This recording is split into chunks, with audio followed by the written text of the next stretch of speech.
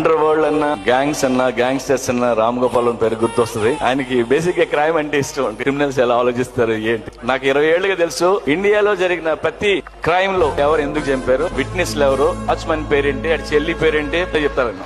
Two much too much. కూర్చున్న మేము అందరం సత్య నుంచి సత్య టూ మధ్య పెరిగిన వాళ్ళం. అప్పుడు సగులవుతూ ఇప్పుడు మైక్ మాట్లాడుతూ ఇలా ఉన్నాం. ఆయన దగ్గర పనిచేసిన ఒక 40 మంది డైరెక్టర్లు అయ్యాం. గవర్నమెంట్ కావచ్చు, ఎంతమంది యాక్టర్లు, ఇలా రకరకాల 100 మంది ఉన్నారు. మొన్న ఒక ఇన్కమ్ ట్యాక్స్ ఆఫీసర్ ని కలిసాను. రామ్ గోపాల్ ఎక్కడ ఆయన అడిగారు. ఆయన బాంబేలో ఉంటారండి అన్న. ఆయన ఇన్కమ్ ట్యాక్స్ ఎగ్గొడుతున్నారని చెప్పారు. సార్ ఆయనకి ఇన్కమ్ ట్యాక్స్ కట్టాలని తెలియదండి, ఎగ్గొట్టడం మరి పక్కన పెట్టండి. ఆయనకి జోబులో డబ్బులు ఎంత ఉన్నాయో తెలియదు, బ్యాంకులో ఎంత ఉన్నది తెలియదు. ఆయన అడ్డం పెట్టుకుని బతికిన మేమందరం 100 కోట్లు ట్యాక్స్ కడుతున్నాం. మేమందరం ఆయన ఇచ్చిన గిఫ్టే ఆయన వదిలేండి అని చెప్పా. సరిపోయారు ఇద్దరును.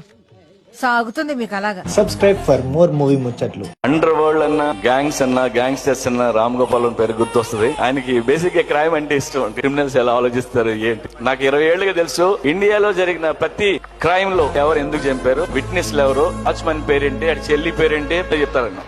Two much too much.